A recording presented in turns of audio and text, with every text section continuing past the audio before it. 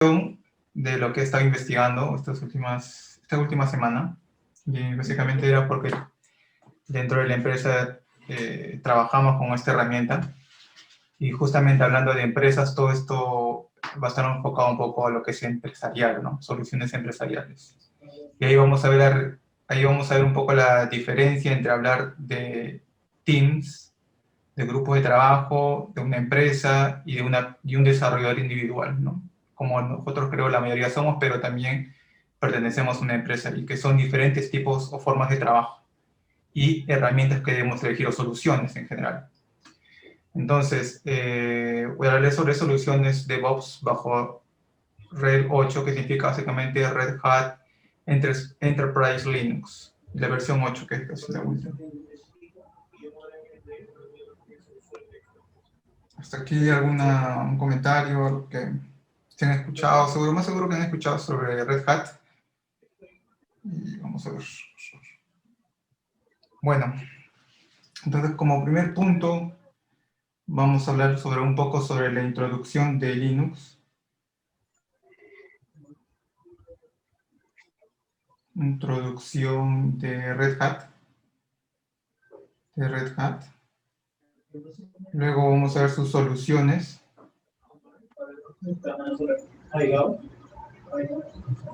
Les vamos a dar un poco sobre su solución OpenShift. 4 también vamos a hablar sobre Ansible. Y ahí ya básicamente les digo, estas que son básicamente sus dos soluciones estrella, ¿no? Que son el OpenShift y el Ansible, básicamente para trabajar en ambientes de DevOps. Y ya como último unas conclusiones, ¿no?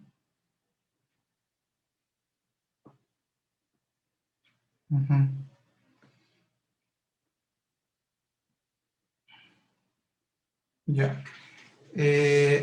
Hablar sobre Red Hat. Red Hat es cuando se inició, la vez pasada les conversé un poco sobre cómo se inició esto del mundo de Linux y era que ya había un ambiente de trabajo por parte de Richard Stallman con todo lo que es GNU, ¿no? El proyecto GNU de soluciones open source, soluciones de software libre. Y por otro lado teníamos a Linus Torvalds que estaba trabajando y había desarrollado el kernel de Linux y que más adelante con un grupo de desarrolladores en conjunto comenzaron a elaborar este proyecto, se creó JIT para trabajar en conjunto y él era como el máster que decidía qué cambios iban a ir en el kernel, ¿no? Entonces el kernel desde sus inicios ha ido avanzando y ha ido modificándose, ha ido parchándose, ha ido reescribiéndose incluso en ciertas partes. Y hoy en día justamente tiene unos parches, unos cambios que hacen que la plataforma del sistema operativo sea importante para las soluciones DevOps, ¿no? Hablamos del kernel de Linux. Entonces, Red Hat nació justamente ahí. Red Hat nació como la alternativa para las empresas de soporte. Si bien es cierto, cualquiera de nosotros puede descargarse un Ubuntu, un Debian, un Fedora, instalar en su casa o instalar en el trabajo donde uno se encuentra, no tiene un soporte de una empresa. O sea, si tú en tu empresa, porque hablamos de empresa, tú instalas un CentOS para instalar un firewall, un servidor de datos, un servidor de aplicaciones, el único responsable va a ser el empleado, el que está trabajando, el que desarrolla el software o la aplicación bajo ese sistema operativo que tú has instalado. Entonces, todo el peso cae sobre el desarrollo, sobre la persona. Pero las empresas, ¿qué es lo que buscan hoy día? Buscan un soporte empresarial, justamente. Un soporte que les dé las garantías que lo que va a instalar va a funcionar, y si no funciona va a tener alguien que lo apoye. Entonces, hablamos de Red Hat como una solución que es free, pero free no como cerveza gratis, ¿no? O sea, no es free de gratis, no es de gratis, sino free como la libertad de uso, ¿no? Como libertad. Libertad, en este caso, tienes el software, el sistema operativo, pero Red Hat te da lo que es eh, el soporte. Soporte, ¿no?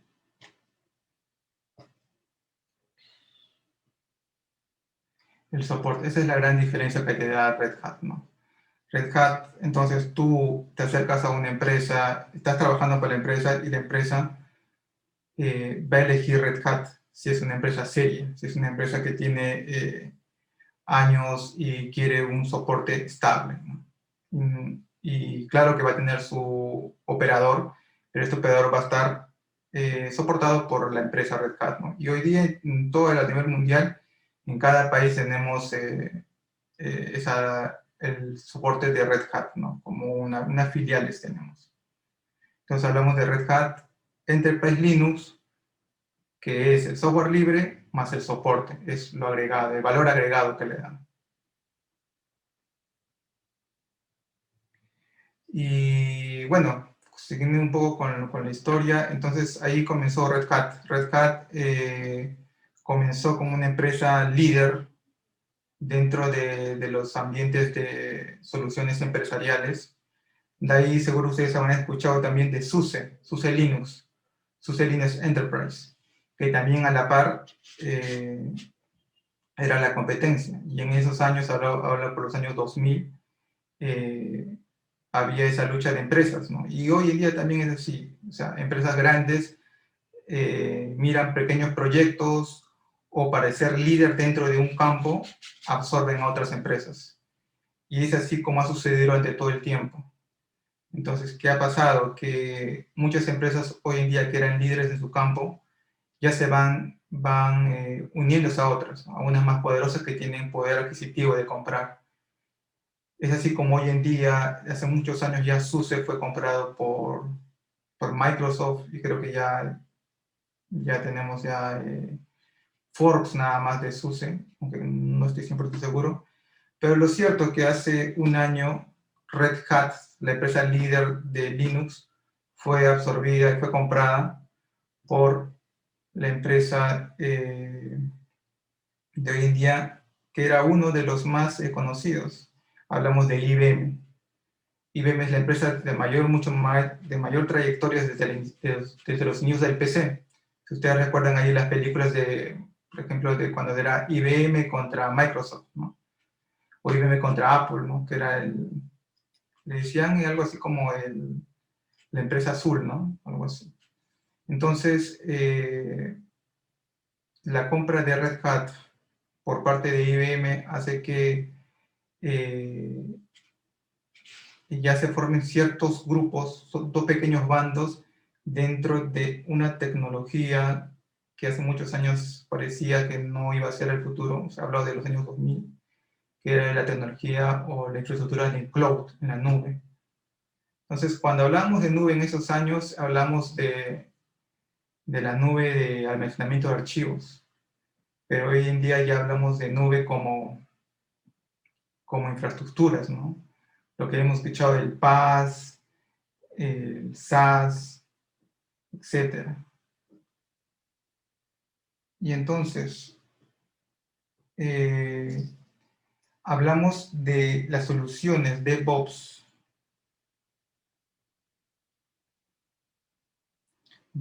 de Red Hat en lo que es PaaS, Plataforma as a Service. Y en PaaS hablamos de las dos soluciones, de OpenShift y hablamos de Ansible.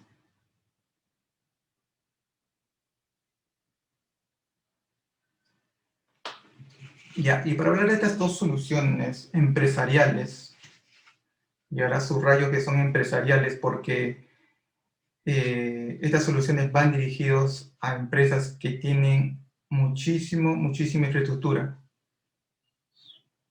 Un ejemplo de empresas peruanas que podrían optar por estas soluciones empresariales puede ser el comercio, puede ser el Diario de la República, pueden ser estados, ¿no? Países que tengan infraestructura del gobierno, o empresas, bancos, incluso, o sea, bancos de hecho tienen que tener una infraestructura de DevOps, ¿no?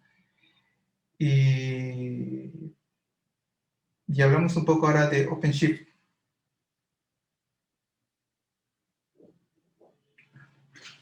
Y OpenShift eh, es un trabajo que he estado desarrollando desde hace muchos años la empresa Red Hat. Y digo hace muchos años porque el año 2005 más o menos, ya por el año 2005 ya se quería trabajar con el Linux, hablamos de un inicio, ¿no? Por el año 2000, 2002, 2003, que dentro de la infraestructura de una empresa, dentro de un data center, cuando el desarrollador, hablo de desarrollador porque hablamos de dev, ¿qué es lo que requería? Requería un servidor de datos, un servidor de aplicaciones. Entonces, ellos iban a los operarios de infraestructura, los que trabajaban en servidores, y les pedían esos requerimientos.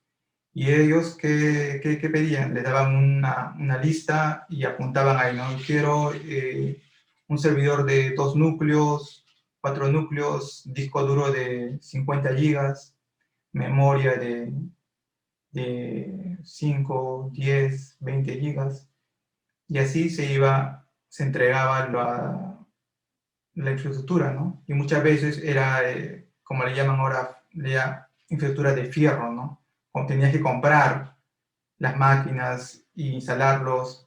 Era un trabajo bastante tedioso. Entonces muchas empresas vieron en el ahorro y en la optimización de esos trabajos.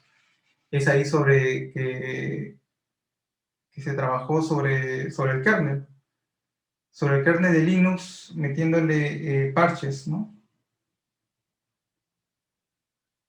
Sobre el kernel. Y en el kernel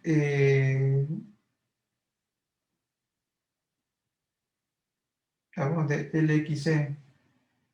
Hablamos del LXC como una de las primeras formas de querer hacer que, uno de los primeros intentos de virtualizar los servicios, ¿no? Y que puedan consumir un único sistema operativo. Y en el año 2013, cuando el proyecto de unos desarrolladores estaban trabajando, que era en Docker, ¿no? Ahí se concretó, ¿no? Todas esas investigaciones, pero no fue por una empresa, sino fue por un grupo de desarrolladores. Y entonces Docker permitió eso, permitió que bajo un mismo sistema operativo esté trabajando lo que es tus aplicaciones, ¿no? Entonces tenemos contenedores que trabajan bajo Docker, que es la capa que está debajo, y bajo Docker están todo lo que es sistema operativo único, la memoria y el disco. Entonces, bajo esa premisa de Docker, también nació otro término, ¿no? O sea, otro proyecto que lo inició Google, en este caso era Kubernetes. Y Kubernetes, hacer un proyecto de open source, software libre, fue tomado por Red Hat. O sea, Red Hat también apoyó ese proyecto de Kubernetes. O sea, Google, la empresa Google Incorporation y de Red Hat, trabajaron sobre Kubernetes, creo que es K8S, Kubernetes para desarrollar OpenShift. Entonces, OpenShift está basado en Kubernetes, pero al ser una herramienta, un software, un servicio empresarial, tiene muchas cosas agregadas, ¿no? Lo que no tiene Kubernetes lo tiene OpenShift. Entonces, si yo quiero una solución para la empresa, para una empresa grande, mediana, tengo dos opciones, ¿no? Unas opciones fuertes que están dentro del campo, que es Kubernetes y OpenShift. Pero para la empresa, con un soporte agregado, sería la elección OpenShift. Mientras que Kubernetes podría ser elegido por desarrolladores o empresas que tengan que estar ahí dándole soporte. Entonces, concluimos hasta este momento es que OpenShift es una solución basada en Kubernetes y que esta es una orquestación necesaria dentro de lo que es el ambiente, la cultura DevOps, para trabajar con contenedores. ¿Hasta aquí alguna duda, pregunta?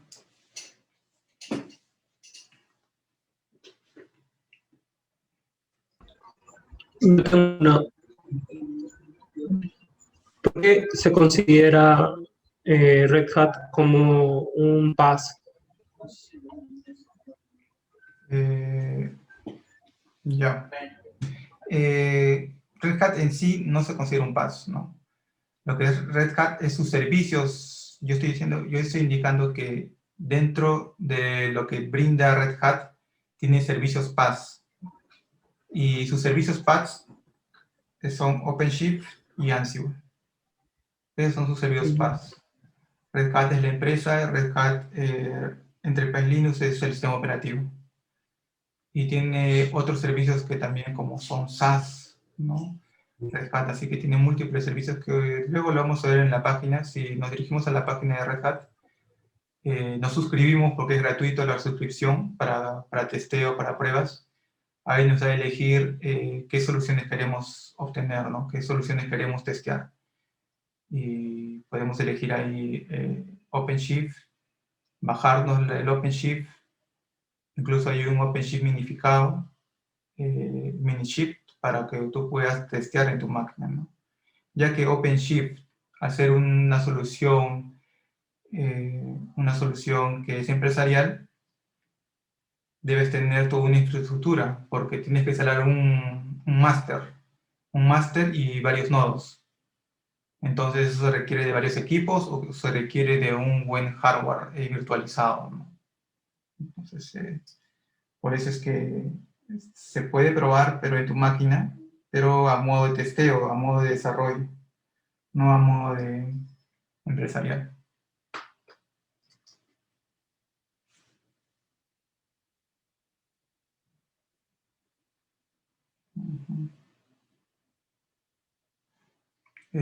Aquí también quería dar hablar nosotros sobre DevOps. ¿Qué entienden ustedes por DevOps? Yo podría decir una de las tareas, que es el hecho de automatizar tareas, automatizar procesos.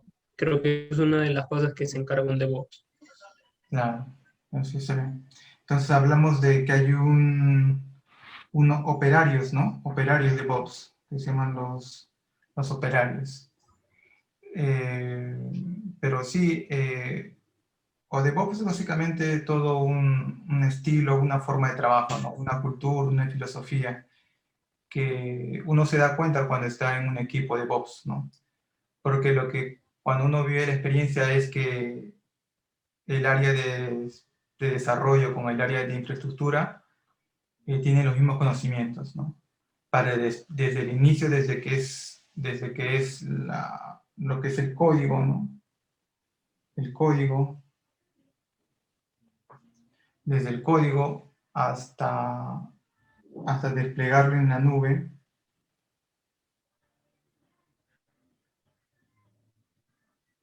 Entonces hay todo un proceso. Y básicamente es eso. O sea, todos el personal que está trabajando, desde los desarrolladores, los que despliegan, los que generan las pequeñas recetas, el despliegue continuo, lo que le llaman, ¿no? El despliegue continuo. Ese es todo eso es DevOps. Eh, Entonces, hablamos de eso, nosotros hablamos de una cultura, y básicamente es desde la idea y el código pasando hasta el despliegue, ¿no? Y ahí, dentro de todo eso, también incluimos a todas esas herramientas, ¿no?, que permiten hacer todo eso, ¿no? Ansible, JIT, ¿qué más? OpenShift, Kubernetes, Docker, todas esas herramientas nos permiten trabajar en un ambiente de DevOps. Eso es lo que es DevOps, ¿no? Entonces es una filosofía, es toda una forma de trabajo. Y ya básicamente para eso ya han nacido varias documentaciones, varios libros, ¿no? Por eso básicamente, por eso es que también DevOps tiene un símbolo así como del infinito, ¿no? Que es todo el ciclo del desarrollo de software, desde que se plantea la idea hasta que se despliega y está listo para que el cliente final, el usuario final, pueda visualizar la página o aplicativo o usarlo. Ya, Manuel, ¿quieres contar algo? Sí, ¿hay un cargo para DevOps o es básicamente la cultura, el flujo de trabajo entre desarrollo y operaciones? ¿O hay un cargo para alguien en Mira, específico? claro, o sea, cuando te piden DevOps significa que tengas los conocimientos de las herramientas, ¿no? Porque estrictamente como un cargo no hay, ¿no? Este cargo podría ser el del operario, pero DevOps es alguien que tenga el conocimiento desde codificar, desde que tenga la idea hasta... Es el que tenga el conocimiento de todo este proceso. Entonces, alguien que está dentro del ambiente de DevOps tiene que tener conocimiento de todo el proceso de la creación de software hasta el despliegue. Entonces, ¿Un arquitecto de software podría ser ahí? ¿cómo? ¿Un arquitecto de software podría planear ahí la estrategia de Claro, DevOps? sí, sí, sí. O sea, hablamos de conocimiento nada más, ¿no? Hablamos de que tenga los títulos y el conocimiento, ¿no? Que lo demuestre, que, que pueda trabajar en todos esos puntos, ¿no? Y eso es básicamente, porque un DevOps que tenga el operario tiene que saber cómo crear un contenedor y desplegar tu aplicación, ¿no? Y dejando al desarrollador únicamente crear código. Pero el que crea código también tiene que saber y resolver los problemas de un despliegue, o apagar o cortar los fuegos cuando ocurran esos problemas, ¿no? Hablamos de hacer los rollbacks, ¿no? Cuando haya un problema de un push de código y ocasiona un error, saber resolverlo, ¿no? En caliente, porque hablamos de todo esto que se trabaja en caliente, ¿no? No hablamos, ese es otro punto que también quería conversarles, que hablamos cuando hablamos de utilización de nube, hablamos también de lo que es la alta disponibilidad y la escalabilidad, ¿no? Escalar y que esté siempre disponible los aplicativos y los desarrollos, ¿no? Entonces, hablamos que una página web como el comercio no puede estar caída, o sea, tú no puedes ingresar a la página y que esté caída. Entonces, hablamos ahí de disponibilidad. Y cuando hablamos de disponibilidad, hablamos de plataformas como AWS, ¿no? Hablamos de clusters. Y justamente ahí entra Kubernetes. O sea, yo, como persona individual, desarrollador, que no trabajo para ninguna empresa, por ejemplo, un ejemplo podría ser, no podría yo estar practicando en mi casa Kubernetes, por ejemplo, solito. Porque Kubernetes se ha hecho para grandes equipos, para grandes infraestructuras. O sea, hablamos yo de mi contenedor por ejemplo, un contenedor para mi servicio de PHP, un contenedor para mi data de MySQL, un contenedor para desplegar lo que son los mensajes, o como un Redis. Entonces hablamos de 3 contenedores, 4 contenedores. Y eso podríamos trabajar individualmente en nuestras computadoras y desplegarlo. Pero hablamos de DevOps y una cultura de DevOps cuando las empresas, por eso subrayo empresarial, y eso era básicamente a donde apuntaba, que era que lo que queremos es disponibilidad. Entonces yo creo clusters de ese mismo grupo de contenedores en varias localidades, ¿no? Entonces, así que si se cae un contenedor en otro, mi clúster que está en otro lugar, está ubicado en otro lugar, se levanta. ¿Entienden? Entonces, incluso tenemos clústeres solamente para desarrollos. Entonces, hablamos de grupos de clústeres, ¿no?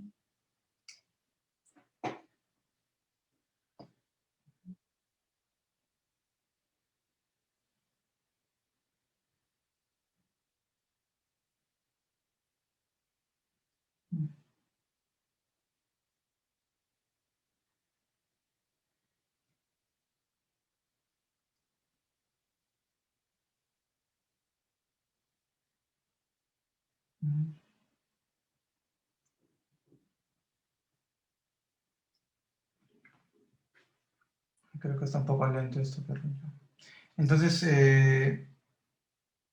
hablamos de grupos de clúster. Entonces, tenemos varios contenedores, dockers, de cada aplicativo. Y ahí entra otra palabra que hablamos de microservicios. Y cuando hablamos de microservicios, hablamos de que cada servicio debe estar en un contenedor. Y cuando hablamos de clusters, hablamos de que tenemos que orquestar todos estos grupos de contenedores, y hablamos de Kubernetes. Y porque Kubernetes también te permite hacer toda esa magia de que si se cae un servidor, que levante el otro. O sea, es que si se cae un Docker, que levante el otro. ¿Qué acción tomar cuando ocurren ciertos problemas? Y el OpenShift te da muchas cosas más todavía. Te da manejo de grupos, manejo de usuarios y un soporte de Red Hat, ¿no?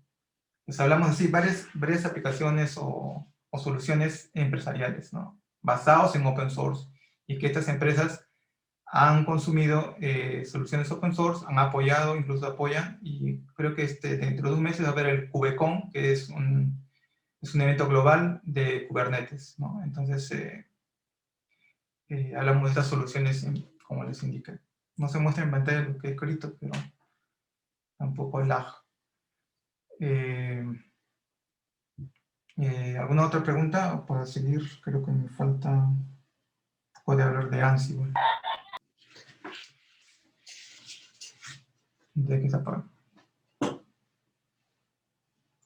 Entonces, creo que va más allá de un developer o un senior, ¿no? Porque ya no solamente junta el desarrollo puro de software, y va más allá todavía, va con arquitectura, va con más procesos todavía.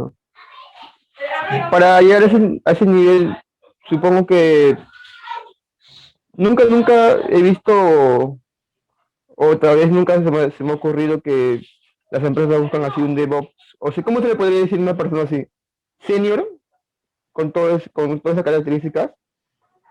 No, o sea, hablar de todo el equipo, de toda esa cultura, tiene que haber un líder, ¿no? Y el líder siempre tiene que ser un arquitecto de software que tenga todos estos conocimientos. Claro, Un arquitecto de software. Claro, arquitecto de software. Y ya estos conocimientos hoy en día de herramientas DevOps son muy necesarios, ¿no? Siempre, si ustedes ven ya en los requisitos, seguro que van a ver ahí muchos conocimientos sobre ya AWS, contenedores, Docker. Sí, que son como plus, ¿no? Para un desarrollador. Pero básicamente el desarrollador tiene que crear código. Y no tiene que tener esos problemas de despliegue, ¿no? Si tiene que tener conocimientos son como plus, pero el desplegar y que tu software esté bien, hay otro personal, pero que también es desarrollador. Entonces aquí, más o menos, si ven la imagen ya... Sí, sí. Ya Las hablamos de cajitas. pequeños bloques, ¿no? O sea, ahí tienes, por ejemplo, cada cuadradito podría ser PHP, uno sería PHP, MySQL, y el otro sería, por ejemplo, Hecho, muy bien. ¿qué servicio? A ver, tu servicio, tu servidor, tu aplicación, tu data, y un manejador de colas podría ser, ¿no? Si hablamos como un Redis. Entonces hablamos de aplicaciones que están separadas. Y bueno, si se cae uno, tienes que haber otro clúster, ¿no? Otro clúster que esté en Estados Unidos, por ejemplo. Y si se cae uno que está en USA, un contenedor, un servicio, que levante el otro. Entonces todo está interconectado. Eso, una de las experiencias que tuve fue cuando trabajé con AWS. Y si una persona individual trabaja con AWS, utiliza sus servicios, primero que no le conviene. ¿Por qué? Porque AWS está desarrollado, está para dar servicios a empresas. Te puede permitir para tener tus conocimientos de cómo levantar un clúster, cómo levantar otra localidad, pero a la larga, como desarrollo y aprendizaje está bien, pero para tenerlo en un ambiente de producción personal, no es ese, no es ese, no era ese, no es a lo que apunta AWS, ¿no? AWS, como dicen, apunta a los peces gordos, no a los peces, a los clientes finales. Entonces, empresas grandes podrían adquirir eso, ¿no? O sea, si tú piensas en un hosting y eliges AWS, preferible y mejor que compres un hosting que puede costar $10 mensual, porque ahí uno pierde dinero. Igual lo que es la plataforma Azure, igual de Google. Azure sobre todo todavía es mucho más completo y por cada nodo te cobra bastante. Al final sale debiendo sin tener mucho. Entonces, todas estas cuestiones de las plataformas en la nube están dirigidas básicamente a empresas grandes. Claro que tenemos que tener conocimiento y poder, cuando son requeridos, saber utilizarlas, ¿no?